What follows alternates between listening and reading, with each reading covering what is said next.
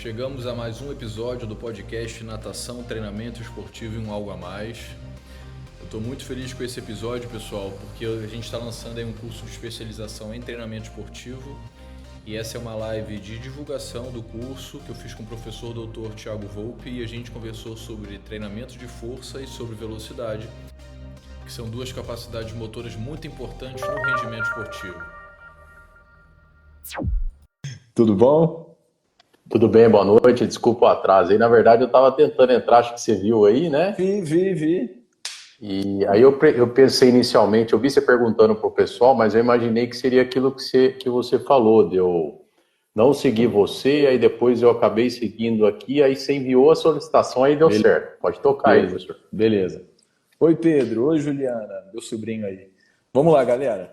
Então, recapitulando aqui, a ideia é que eu e o Thiago possamos conversar sobre o treinamento de força e o treinamento da velocidade.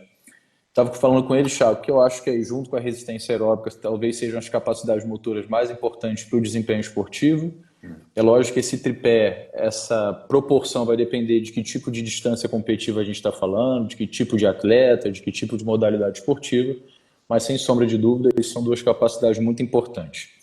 Vamos lá, Thiago. Eu queria que você se apresentasse, por favor, contasse um pouquinho da sua experiência com o treinamento esportivo. Você é um professor tanto estudioso quanto um treinador com experiência nessas duas capacidades. Conta um pouquinho da sua história aí, por favor. Ô, professor, primeiro eu falar para você que é um prazer, né? E de estar trabalhando com você, ter te conhecido, a indicação aí também. O pessoal falou muito bem de você. Estou te acompanhando já aí, né? Eu sempre falo assim, meu professor, quem é do treinamento mesmo, só de olhar para a pessoa, só de ter o primeiro contato, a gente já se identifica, né? Então a minha história ela começa aí. Eu sou ex-atleta, né? De um esporte coletivo. Depois eu me tornei preparador físico, trabalhei com preparação física de 2004 até 2010, mais ou menos, foram 6 anos, né? Trabalhei com esportes coletivos, depois com esportes individuais. Em 2010 eu entrei mais na área acadêmica, então comecei a fazer pesquisas aí com treinamento físico também. Eu terminei meu mestrado em 2010 e aí fui trabalhar, né? A gente brinca, fui ganhar um pouco de dinheiro. E em 2014 eu voltei para fazer o doutorado, né? Com o professor Charles Cardo Lopes, que também é uma referência aí nacional aí em treinamento esportivo, né? Até mencionando ele aí, a gente está sempre falando dele. 2014, 2018 eu fechei o doutorado e já emendei o pós-doc, né? Então, assim, nesse período todo, de 2010 a 2018, eu pude trabalhar bastante no campo do treinamento, incluindo, assim, parcerias com o próprio Charles, parcerias aí com Comitê Olímpicos, né? O Estado de São Paulo aqui a gente teve muito presente também, a gente trabalhou com atletas de alto nível, atletas de elite também. E, assim, nessa fase final desse contato acadêmico meu, eu trabalhei bastante com treinamento de força, pesquisas em treinamento de força mesmo, né? Meu pós-doutorado, por exemplo, foi em cima de treinamento de força. E assim, tem uma... eu brinco que a minha formação atual, ela veio muito da dependência do esporte. Eu acho que na educação física esse é um ponto fundamental, né?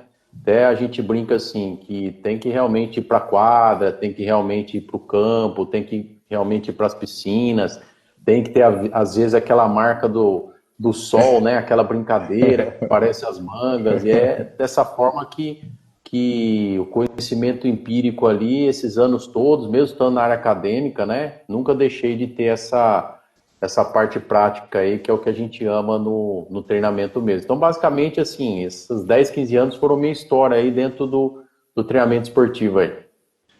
Obrigado, Thiago. É interessante, né? Eu trabalhei também como treinador, mas treinador do esporte individual, que é a natação, e eu não tenho dúvidas que foi a época que eu mais aprendi na minha vida. Porque isso que você falou, a necessidade do treino te impõe a necessidade da leitura, da descoberta, do estudo.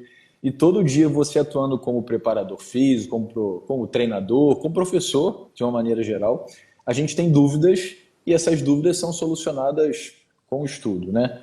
O Thiago, eu queria que você, de uma maneira breve, de uma maneira geral, não tem problema nenhum, você explicasse para a gente o que é essa ideia do treinamento de força, qual seria a finalidade, por que se treina força e por que se treina velocidade.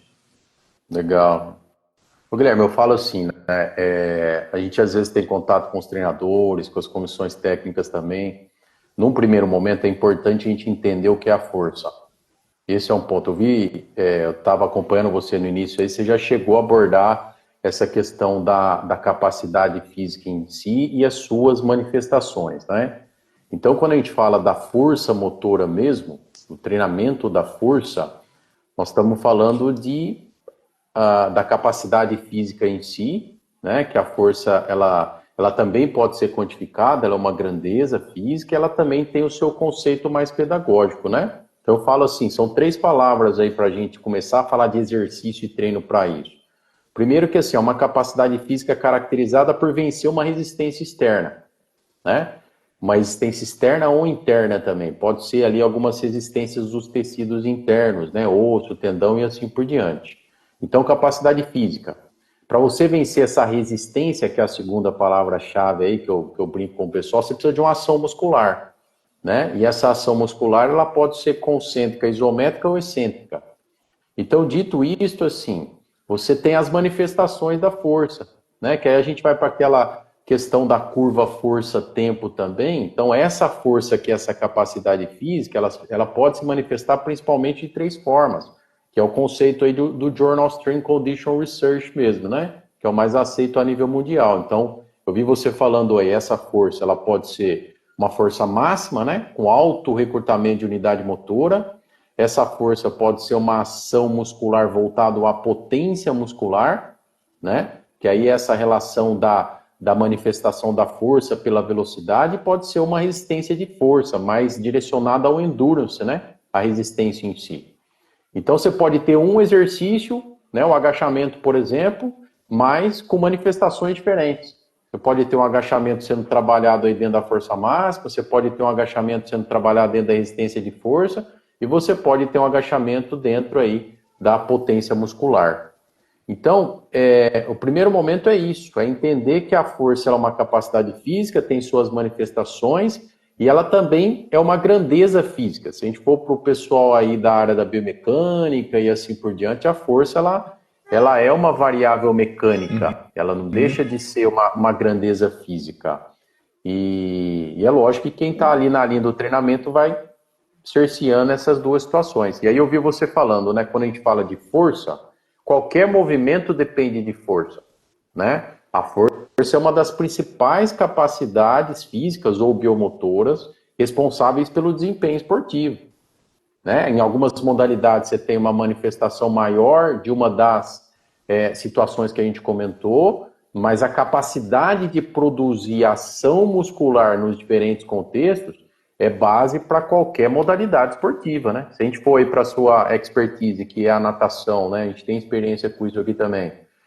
Analisando o tipo de prova, analisando ali a manifestação metabólica, existem provas sprinters, por exemplo, que dependem muito, né, dessa manifestação da potência muscular, por exemplo, e nos momentos das provas ali também isso vai sendo diferenciado. Então, assim, o treinamento de força ele é fundamental para ser trabalhado como base para diferentes capacidades e diferentes esportes. E se a gente for para essa variável mecânica aí, assim, aí eu gosto de falar bastante da curva força e tempo, ou força-velocidade, porque aí a gente tem 2 variáveis importantes aí dentro da força que elas norteiam o processo de treino, que é, né, a capacidade que a gente tem em manifestar a força no menor curto, no tempo mais curto possível, né, que aí a gente chama de taxa de desenvolvimento de força, e a capacidade que você tem, ou o seu atleta tem, em manifestar essa força de forma como um pico ali de um movimento, que aí a gente chama pico de força mesmo. Então, assim, existem atletas e modalidades que dependem mais do pico de força e modalidades que dependem mais da taxa de desenvolvimento de força. Em algumas modalidades você quer potencializar as 2 situações. E aí você usa esses marcadores e essas manifestações para direcionar você no processo de treino ali. Então, assim, o treinamento de força, ele tem um papel fundamental para o processo de treinamento físico, e quando a gente fala de outras capacidades também, né, que daria, você citou a velocidade aí no exemplo também, tem muita relação aí direta com a manifestação da força por parte dos atletas, né?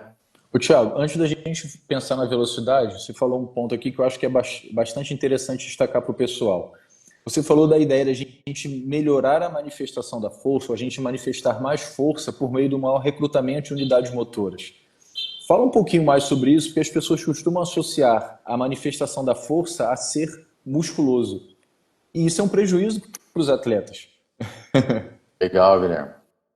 Assim, no contexto esportivo, eu acho que pra gente que já é preparador físico, você é também, isso fica muito claro, né?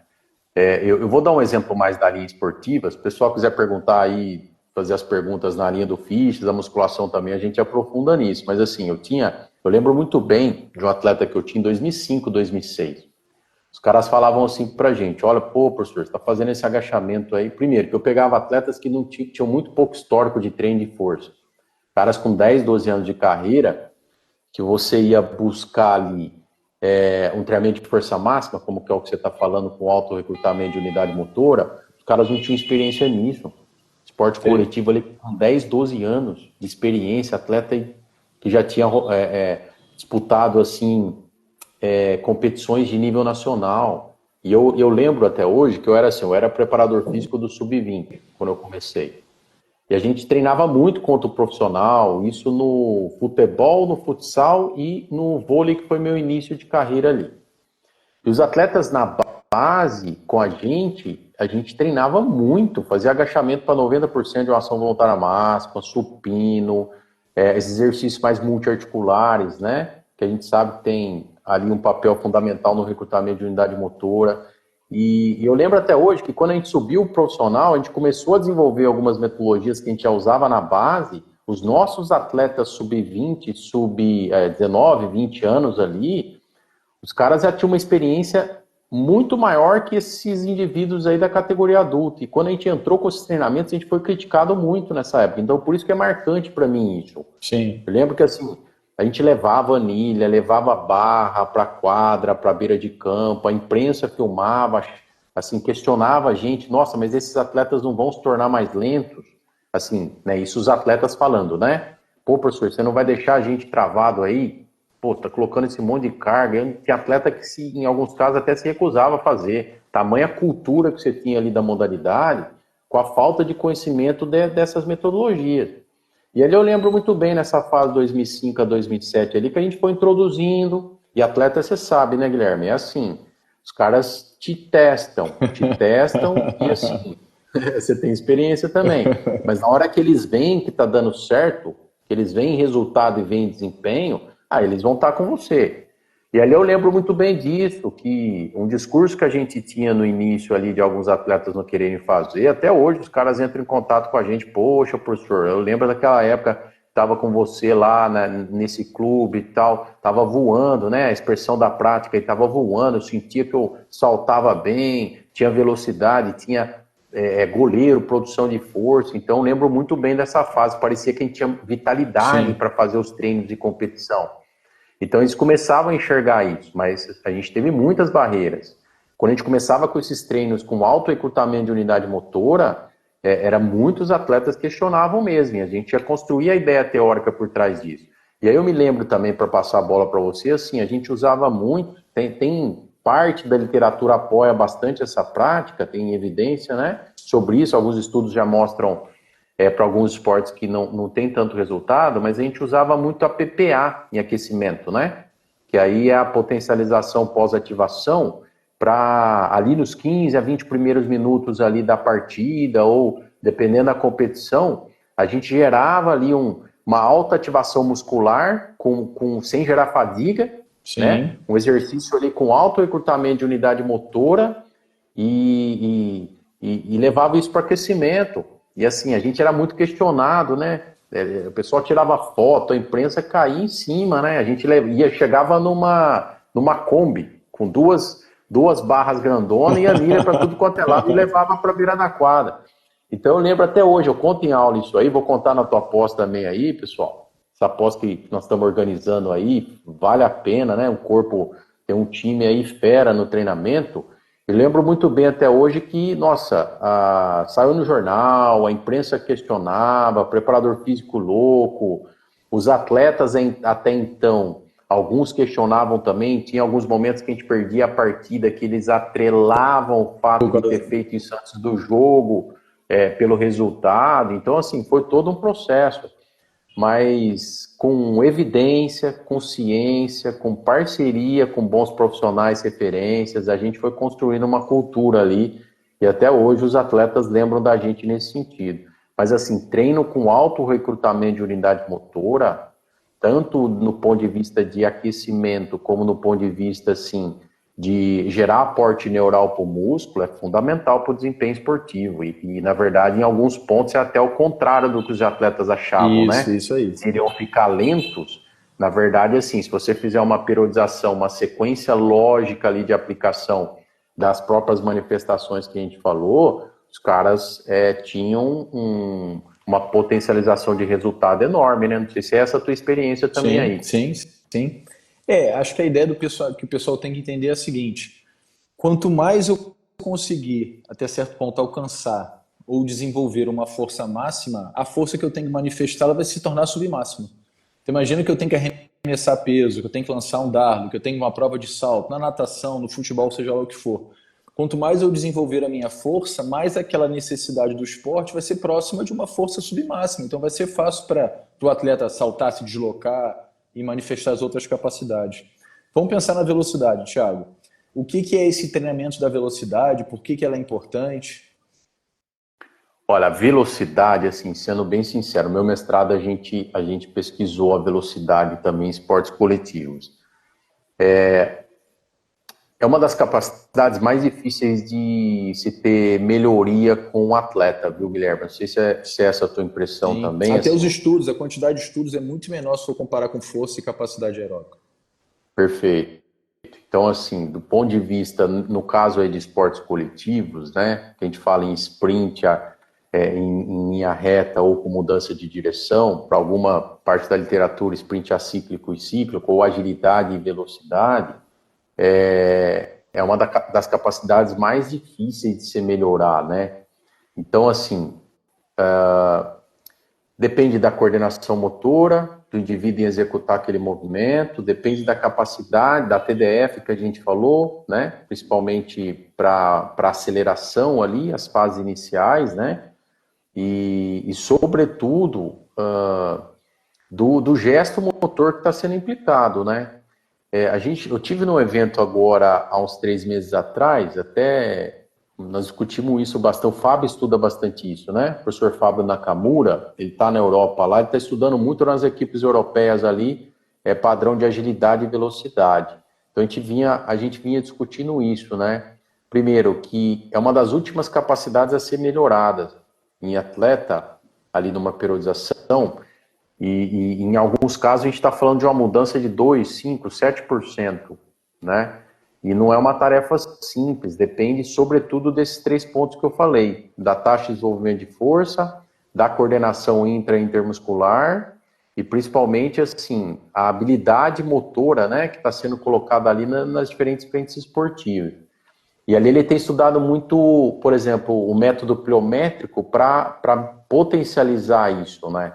Então, a velocidade em si, ela depende, né, pela literatura, de alguns pré-requisitos de produção de força, mas ela depende também de uma sequência lógica do processo em que você manifesta essa força em diferentes contextos ali do atleta e principalmente direcionado à coordenação e intermuscular daquele esporte que você está vivenciando, né? Então, essa é outra discussão também, porque quase sempre a gente fica medindo a velocidade em padrões de sprint, né? Sim. Vou dar um exemplo com o voleibol. Pode ficar de aí, não é meu não, hein? Não, é meu aqui, tá perto da rua. Pô, ó o Renato entrando aí. Renato é referência nacional na Sul. Nós tivemos junto bastante tempo aí, professor Renato aí, que trabalha com monitoramento, né? Mas assim, né, Guilherme? O sprint por si só, a gente avalia muito a velocidade por meio do sprint, né? Então, por exemplo, no voleibol, a gente discute um pouco isso, a capacidade de manifestar a velocidade em unidirecional, em linha reta, não é uma especificidade tão alta, né?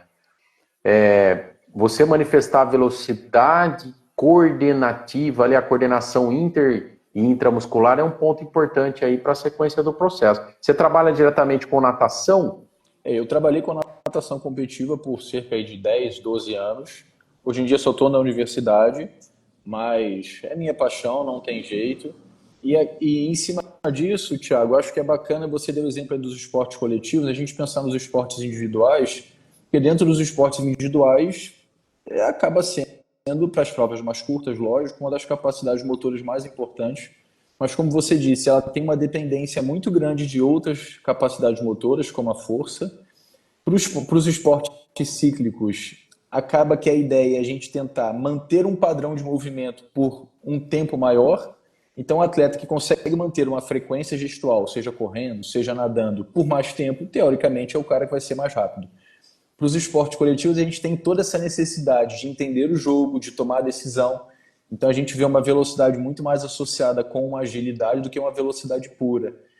E em termos de treinamento, é esse problema. Geralmente é uma capacidade que é deixada lá para frente, no final do processo de treinamento, e é uma capacidade que é difícil de adquirir e muito fácil de perder, porque não é uma condição natural da gente, né?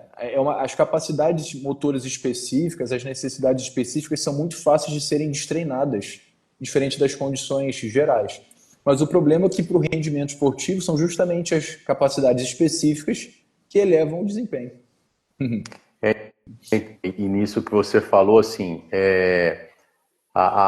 você pode pensar na velocidade do ponto de vista do sistema nervoso central e do periférico também, né? Que nem você falou, a tomada de decisão. Você tem atletas que, em algumas ações motoras sem contexto, né? Por exemplo, nesse caso, o exemplo que você citou, sem a bola, sem os adversários, ele tem uma alta manifestação da velocidade, mas quando você transfere para a ativação do sistema nervoso central e a relação disso com o contexto, esse atleta tem uma velocidade ali de manifestação da ação, principalmente esse início da ação, de forma desproporcional, né? Acho que tem até um estudo, pegando o exemplo, né? Tem um estudo um estudo de caso mesmo com o Neymar aí, acho que em 2011, 2012, quando ele estava saindo do Santos, publicaram isso aí, uma ressonância magnética do cérebro dele com os pontos de ativação ali mediante algumas ações, né? Mostra ali que o cara tem a área cortical ali super desenvolvida. Então, é muito nesse contexto também. Quando você pega esportes que dependam da interação com outros elementos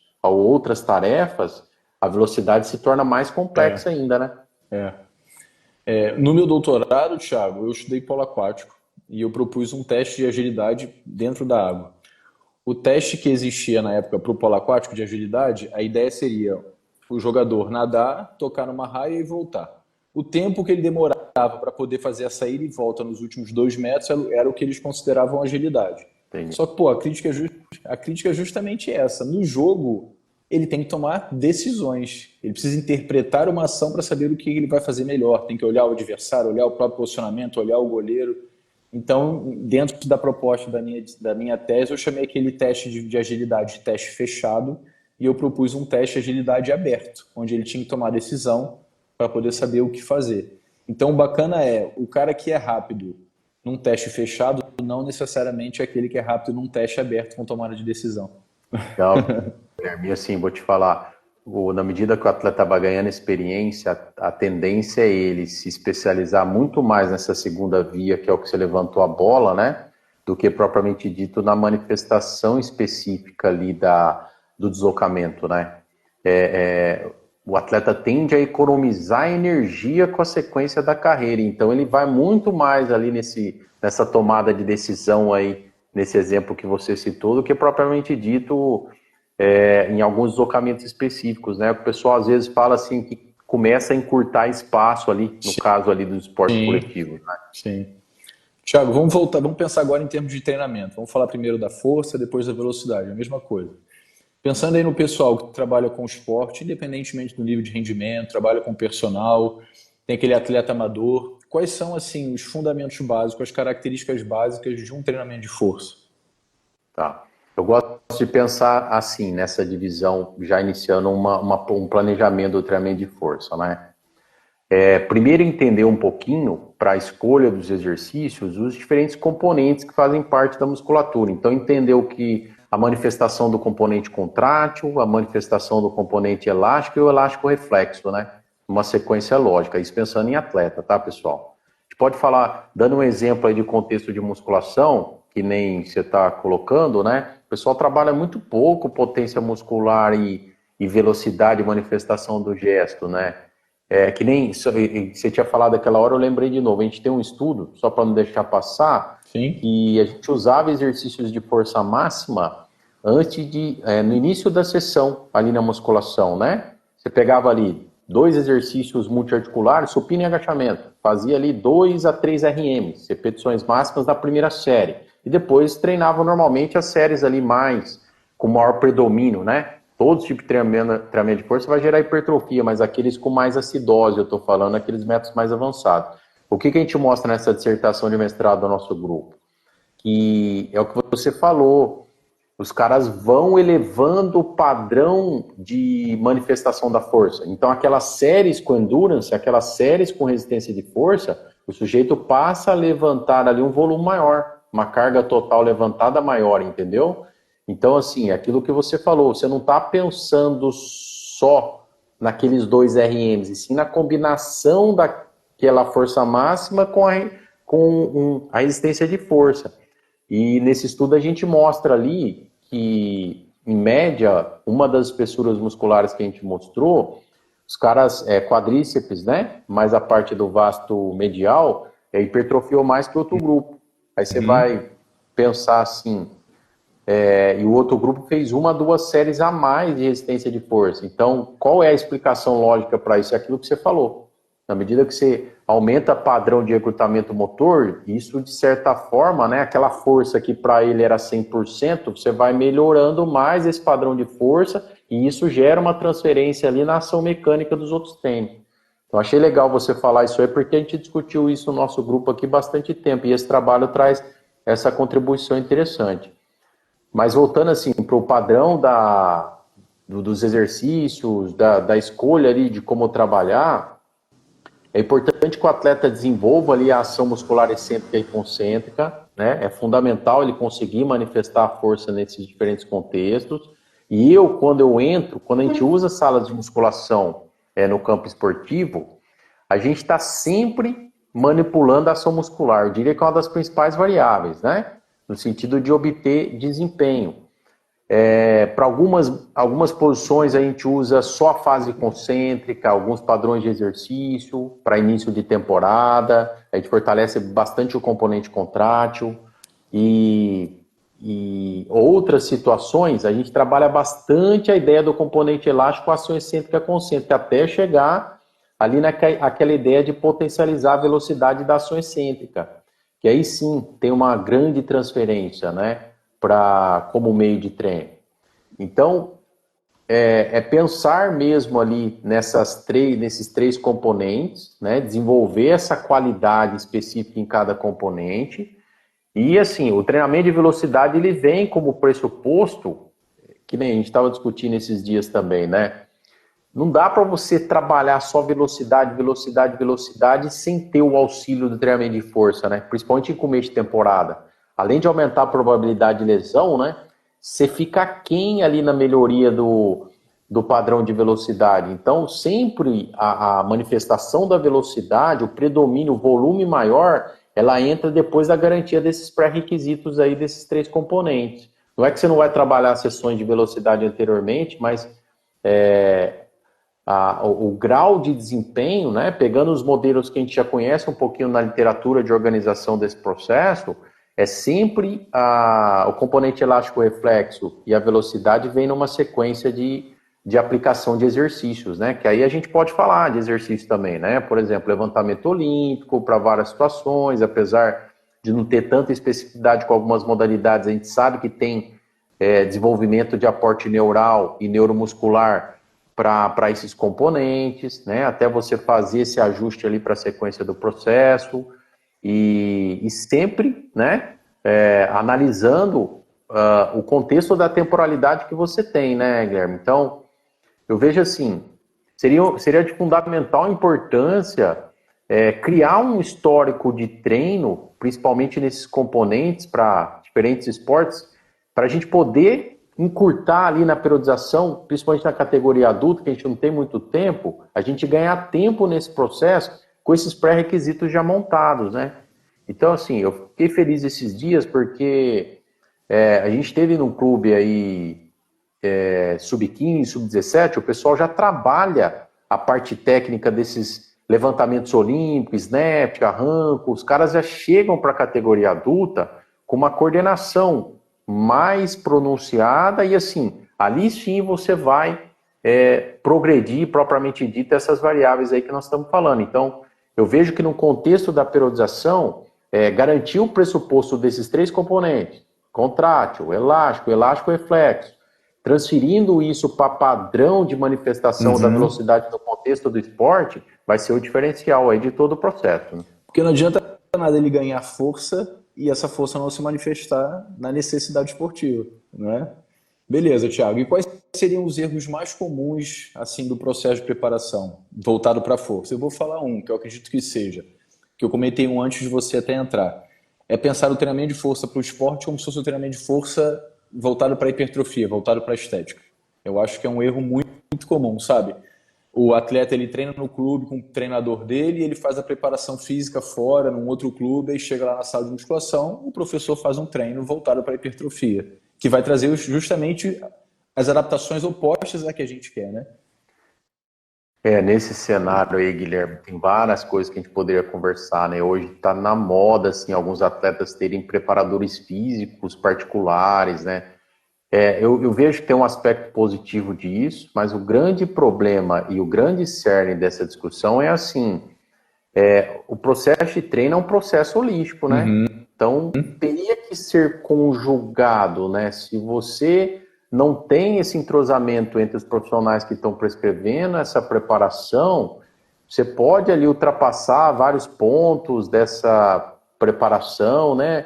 Eu lembro, assim, quem trabalhou em comissão técnica sabe o entrosamento que a gente tem que ter, né, Guilherme? Mesmo estando todo mundo junto ali, montando o treino, eu lembro até hoje, eu trabalhei com muitos profissionais, né, treinadores, assim, em que, como a gente tinha um pouco mais de conhecimento, o profissional de educação física em si, os preparadores físicos e os fisiologistas, quase sempre a gente estava ajustando a nossa prescrição à prescrição técnica e tática que era feita. Então, nesse exemplo, né, a gente nunca usava um treino de velocidade em sprint linear e com mudança de direção se a gente tivesse observado que no período da manhã ou um dia anterior, o treinador, né, tinha realizado um treinamento técnico com deslocamento em velocidade com bola, por exemplo, cruzamentos, arremessos, né, sprint e assim por diante, porque a gente sabia que era a mesma capacidade sendo trabalhada 2, 3 dias seguidos. Sim. Então, um dos problemas dentro do exemplo que você citou, eu imagino que possa ser isso, a falta de interação entre os profissionais no sentido de gerenciar o processo de treino do atleta. Cara, trabalhar com atleta que tem experiência, eu vejo assim, tem a parte mais fácil e a parte mais difícil. A parte mais fácil é que os caras, eles entendem também do comportamento do corpo deles e entendem o que é melhor para eles, né? E já tem muita experiência com vários profissionais que já passaram pela prescrição do treinamento deles. Então esse é um ponto. Eu gostava sempre de dialogar com os meus atletas e aproveitar a experiência prévia deles para tentar organizar o processo de treino da forma que eu entendia também. Então a gente via que eles traziam algumas experiências prévias, uma parte da cultura que traziam muitos erros mesmo, né?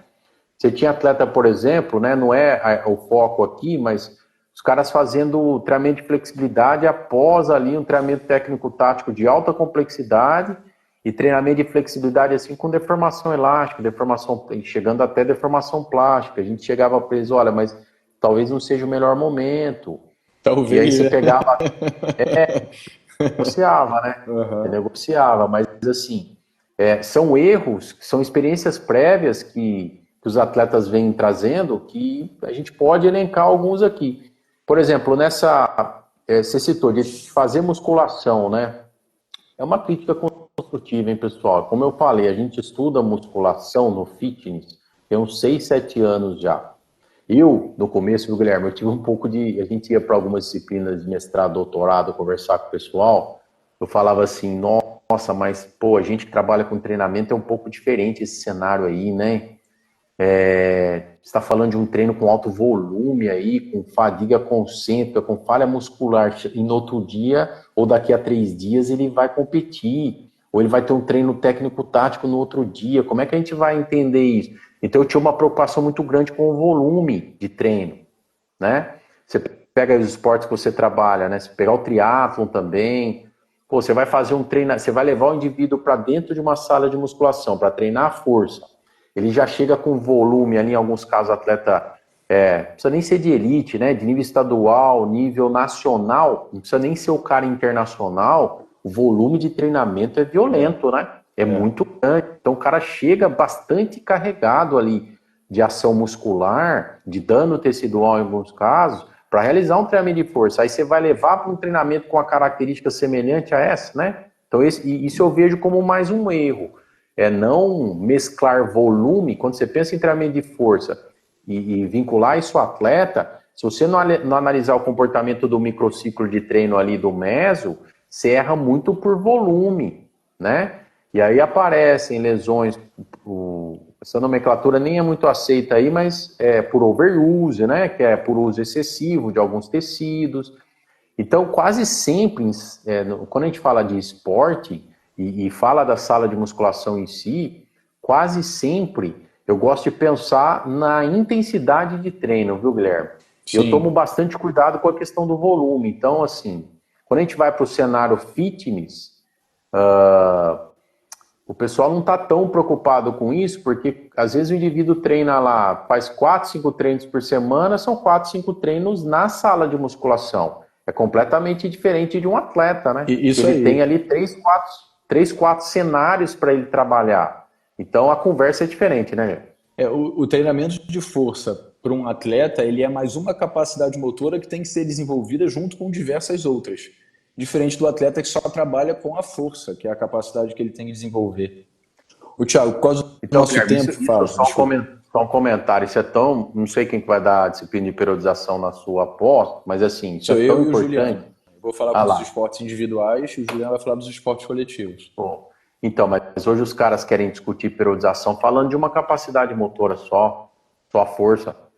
Isso aí. Periodização, tem estudo mostrando não funciona a periodização. Poxa, cara, isso tem sido uma inquietação aí, nossa, porque não dá, né? Pensar tudo bem, a gente pode falar de periodização pensando em sala de treinamento de força, em sala de musculação, né?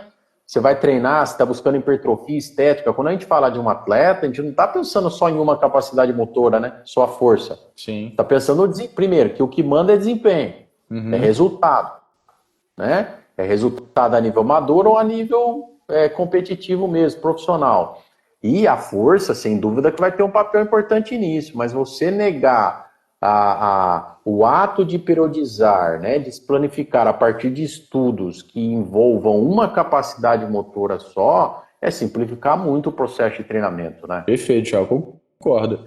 E assim, em termos de periodização, a gente não tem só as capacidades motoras, tem nutrição, parte psicológica, técnica, tática, tudo isso está dentro de um programa de periodização, que realmente os estudos que criticam às vezes são só focados no treinamento da força. É lógico que coordenar tudo isso dentro de um sistema ou de um mundo real é complexo, por isso que existem os estudos relacionados a monitoramento de treinamento, para a gente saber como é que o atleta está reagindo a esses estímulos.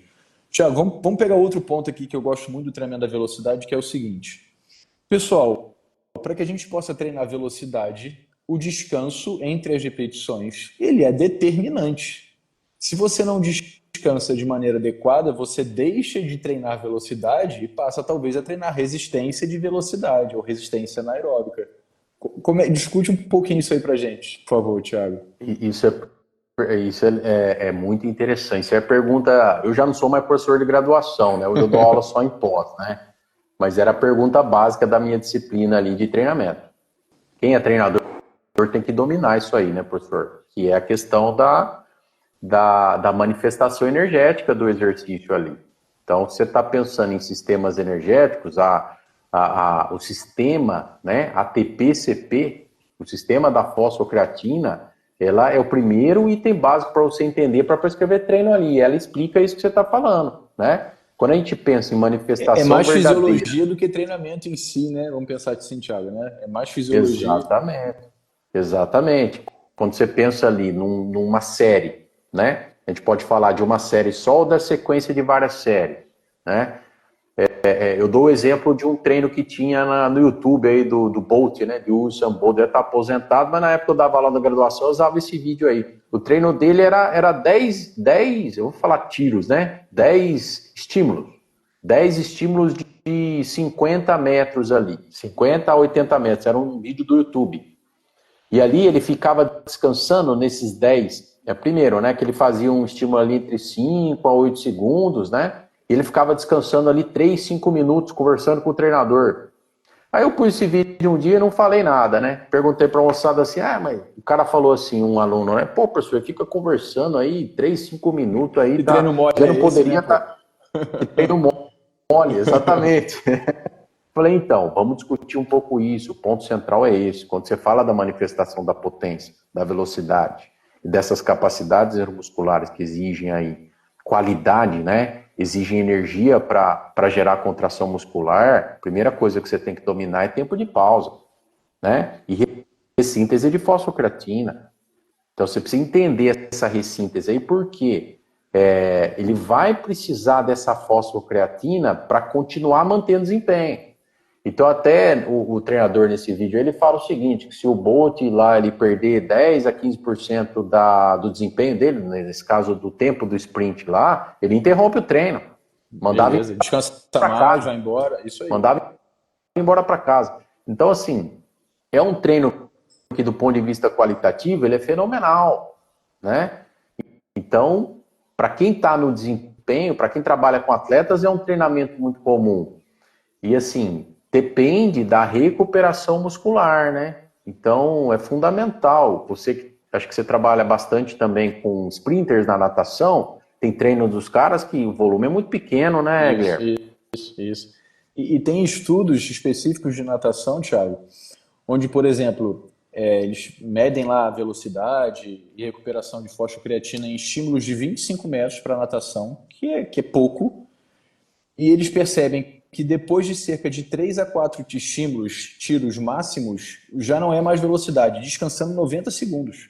Estímulos de 25 metros, que em média demoravam ali 12 segundos, descansando 90 segundos, depois de 3 a 4 tiros, já passou a ser um treino de resistência e de velocidade. E às vezes vocês treinam atletas que são amadores e você pede para o cara descansar e o cara, não, para descansar para quê? Porque todo mundo associa volume a desempenho. Depende do que ele compete. Depende do que ele compete. Pessoal, a gente tem bastante coisa para poder conversar aqui, mas o nosso tempo está acabando, infelizmente. Eu gostaria que vocês colocassem algumas perguntas. Queria agradecer muito a presença de todos vocês, vi aí diversos ex-alunos e colegas. Enquanto vocês vão pensando nas perguntas de vocês para o Thiago, a Miriam, antes, manda um abraço aí para o professor Caio Graco. E a Miriam, que também é professora do nosso curso de especialização em treinamento esportivo, ela tinha perguntado sobre a ideia de tomada de decisão. O Miriam, quando eu propus o teste para o polo aquático, eu me baseei em estudos no futebol americano principalmente. Eu me lembro muito de um estudo assim no futebol, né? Eles comparavam o desempenho de correr normal, de um ponto ao outro, que é um tipo de teste de velocidade, e um teste de tomada de decisão, onde o atleta ia correndo, chegava lá na frente, dava uma orientação para ele, correr para a direita ou para a esquerda. Então, qual é basicamente a ideia? Os atletas que são mais experientes, eles conseguem observar num adversário, fala Valdir, grande abraço, eles conseguem observar num adversário quais são os pontos de referência que vão fazer com que ele consiga se antecipar. Onde ele se ele está apoiando mais na perna direita, na perna esquerda, como é que ele se posiciona? Então, os atletas melhores, naturalmente, pelo processo de treino, conseguem perceber isso no adversário. Os atletas piores não, eles são enganados. Que é daí que vem a finta. O cara faz um movimento enganoso, eu sou inexperiente e eu acabo tomando uma decisão errada. Então, é basicamente essa a ideia. Vamos lá, pessoal. Perguntas aí pra gente, pô. Guilherme, isso é legal porque, completando aí, assim... Sim. É uma das principais capacidades para diferenciar desempenho, é isso que você acabou de falar, em diferentes esportes, hein? Tem estudo com judô sobre isso também, a Perfeito. capacidade, a variabilidade de resposta no judogi, né? A variabilidade de resposta que o atleta tem em tomar a decisão. Primeiro que a variabilidade, segundo, a resposta que ele tem frente a um outro movimento.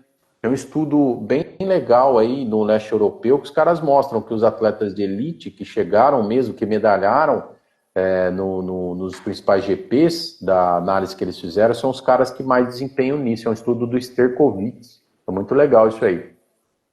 Thiago, tem uma pergunta aí do Iago, que é a seguinte, ó, professores, pré-ativação com força máxima antes da velocidade, atenua a fadiga? Então, se a gente falar do fenômeno da PPA, que é a potencialização pós-ativação, assim, o princípio básico para usar exercício de força máxima é não gerar fadiga. E aí você tem o que a gente chama ação condicionante, né? AC. É legal, porque aí tem inúmeras formas de gerar essa ação condicionante, mas em principal, eu vou dar um exemplo, a gente tem um estudo com handball, me manda um direct depois, acho que eu vou mostrar também na pós aí, né, de treinamento nossa, a gente comparou 4 atividades condicionantes para jogador de handball. A gente usou um sprint em trenó com 10% da massa corporal do sujeito, ok? Nós usamos um salto, counter movement jump, 3 saltos, uma série de 3 saltos. A gente usou um agachamento de 90% de uma ação voluntária, 2 agachamentos, né, 2 RMs, de uma ação voluntária máxima. E a última atividade condicionante, ela foi sprint em tração, mas não com empurrando, né? Tracionando com elástico. Então, assim, e aí a gente mediu a temporalidade. Então, no nosso estudo, a gente conseguiu mostrar um efeito no sprint cíclico no 5º ao 10º minuto. Né? Depois no 15º, 20º minuto dentro do nosso trabalho, já se perdeu, porque aí você tem o desacoplamento ali das proteínas contráteis. Né? E você tem estudo também que algumas atividades condicionantes não mostram efeito. Mas o princípio básico é não ter fadiga. Não pode gerar fadiga ali, porque o sujeito, a ideia é gerar uma excitabilidade ali, gerar uma pré-contração, uma pré-formação de ponte cruzada, e esse efeito vai durar, em média, aí que a literatura coloca entre 5 a 10 minutos ali, em média, né? Tem estudo que mostra mais, tá? Tem uma meta-análise que vai trazer esse limiar de 5 a 10 aí. E a ideia é, nesse momento inicial de qualquer esporte, ou se for um esporte com uma manifestação só, por exemplo, no caso do atletismo, né, você tem saltos, você tem... a ideia é não gerar fadiga e gerar esse pré-acoplamento, que você vai ter ali um efeito pronunciado nesse sentido. Eu tenho estudado muito agora esse efeito da PPA, viu, Guilherme, com eletromioestimulação, né, porque a gente está com acesso a alguns equipamentos aí, então a premissa básica é não gerar fadiga, para que isso possa ser transferido ali para a ação subsequente. Né? O que eu poderia acrescentar, até em função de uma aluna nossa aqui do Meixar, a Gabriela, é que a questão, Iago, é que esse tempo entre o estímulo e depois o estímulo irreal ou necessário, isso pode variar entre os sujeitos. Então, a literatura traz um tempo médio aí, como o Thiago falou, e a ideia seria, de alguma maneira, você testar isso com o seu atleta. Pode ser que alguns precisem de menos, outros precisem de mais, justamente por causa disso. Você não pode ter a fadiga, senão você, na verdade, piora o desempenho. E assim, só um comentário, Sim, Guilherme. O pessoal deveria usar isso mais no contexto do fitness também, muito pouco explorado, né? Eu trabalho aqui também, né? Se você pegar um indivíduo que tem algia, por exemplo, você gerar ali uma ativação e aquecimento, você ganha melhoria para a sessão inteira. Eu vou dar um exemplo, tem um estudo o pessoal só usa, né? Core, exercício mais voltado à unidade externa e interna de core, por exemplo, side plank, bird dog, mas em final de treino, né? Se você trouxer isso para o início do treino, por exemplo, e gerar esses pré-acoplamentos, você melhora, esse estudo mostra a melhoria da produção de força no agachamento. Então, essa ideia de usar só abdominal no final também, que é uma ideia lógica de treino de força aí, ela deve ser pensada nesse sentido também. Você explorar esse tipo de manipulação em outros momentos, né? Thiago, sempre que eu falo sobre periodização, eu falo sobre a ideia da gente entender quem é o nosso atleta e quais são as necessidades do esporte. Você acabou de falar sobre isso. Então, a gente tem uma linha geral de organização do treino, mas quem é o meu atleta, quem é o meu aluno? Não significa que para todo mundo tem que ser o abdominal no final. Pode ser que seja interessante fazer alguns tipos de estímulos no início, por causa da necessidade daquele aluno ou daquele atleta. Tem uma pergunta aí da Adriana. Boa noite, professores. Parabéns pela live. Como melhorar a velocidade no trail, nas subidas? Vamos pensar nas provas de corrida, eventos que envolvam subida. Acho que pode ser, Adriana, pensado tanto na corrida quanto no ciclismo. E aí, Thiago? Isso é importante. Quando você tem esportes com aclive e declive, é completamente diferente a manifestação da produção de força em aclive e declive e a manifestação da velocidade. Então, assim, inclusive lesões também, né? Eu vou dar um exemplo, ó. Eu não tenho tanta experiência como a do Guilherme. Você trabalha com ciclismo também, Guilherme? Não, eu trabalho com natação, mas como são esportes cíclicos, a gente acaba se empolgando aí. Então, mas assim, o ciclismo menos porque você tem um maior aporte de ação concêntrica ali, mas quando você fala de corrida, você fala de escalada, você fala de altimetria mesmo, né? Quando você vai em treinos com aclive e declive, é completamente diferente essa questão da manifestação da velocidade e a produção de força. Eu sempre usei muito treino em aclive e declive, sempre, principalmente no começo de temporada. Eu já tive problema com isso também. A gente pegava alguns atletas, caras com encurtamento em tibial anterior, gastrocnêmio, que você ia colocar em ação em declive ali, o cara tinha muita lesão muscular, né? E a sobrecarga em tendão também é altíssima na região distal, né? Então, assim, a gente sempre estabelecia uma relação lógica, principalmente o aclive primeiro, né? Essa ideia de ascendência primeiro, para depois entrar com treinos com manifestação de velocidade, com alto padrão e predominância no declive. Então, assim, da minha experiência prática que eu tenho, eu tomaria esse cuidado. É a principal dica que eu tenho para dar para ela nesse sentido aí. Não sei se você vai ter mais experiência no ponto que ela coloca aí, né? O Thiago, eu acho que bacana ela colocou que é ultramaratonista, né? E a gente está falando de velocidade, então a gente entender, existem diferentes manifestações da velocidade, seja para o cara que vai correr os 100 metros, ou o cara que vai correr os 42, vence quem é mais rápido. Então a velocidade é importante. É lógico que a velocidade em si, enquanto capacidade motora, a gente está pensando de estímulos extremamente curtos, extremamente breves. Adriana, a minha contribuição seria que talvez aí a gente pensasse, é lógico que você vai precisar manifestar ou manter essa manifestação da força e da velocidade por um tempo, mas eu acho que o fator predominante seria a mudança do padrão de movimento. Como o Thiago colocou, correr em declive, em aclive ou correr no plano são mecânicas diferentes. Então essas alterações de tamanho da passada que vão acontecer em função do tipo de ambiente que a gente corre, eu acho que seria um dos principais pontos a serem destacados. E para fechar aí a ideia do princípio da especificidade. Se eu estou falando de um corredor que ele tem essa necessidade de correr com essa condição, isso tem que ser treinado com frequência. Não tem jeito, que é uma necessidade da modalidade. Como ela é ultramaratonista, tem que sempre analisar percurso antes de prova, né? Não tem como. Fazer treinamento simulando, que você falou do princípio da especificidade, simulando aquele padrão de altimetria e variação também. Isso aí. Eu vou dar um exemplo nesse sentido. Você que trabalha com natação, a gente assessorou aqui por alguns anos alguns atletas que faziam a travessia aqui dos fortes em Santos. Não sei se você teve contato com essa prova. Sim. E teve algumas periodizações de alguns atletas aí que os caras treinavam só na piscina, né? Aí quando chegou no mar lá, primeiro diversas variações de padrão de água, densidade, mas o que pegou principalmente foi que os caras estavam treinando em linha reta, na raia. Chegou lá durante a prova, um atleta nosso que estava com limiar fenomenal, VO2 fenomenal, teste neuromuscular lá em cima, o cara tomou a cotovelada com 5 minutos de prova lá, que ele gerou acidose por natureza, ele não treinou isso aí. Então é o que você está falando. Você analisar o contexto e a especificidade do padrão competitivo e a estratégia, né? Estratégia e padrão competitivo e treinar também na fase final ali, em consequência disso. Como ela é ultramaratonista, se ela é completamente diferente. Ela analisar a altimetria dessas provas, né? Se ela vai performar muito bem numa determinada situação, e em outra altimetria vai ter que fazer esse tipo de adaptação, né? Beleza. Pessoal, mais alguma pergunta aí? Espero que tenha. Tenho certeza que está sendo muito bom para todo mundo, para mim também, Thiago.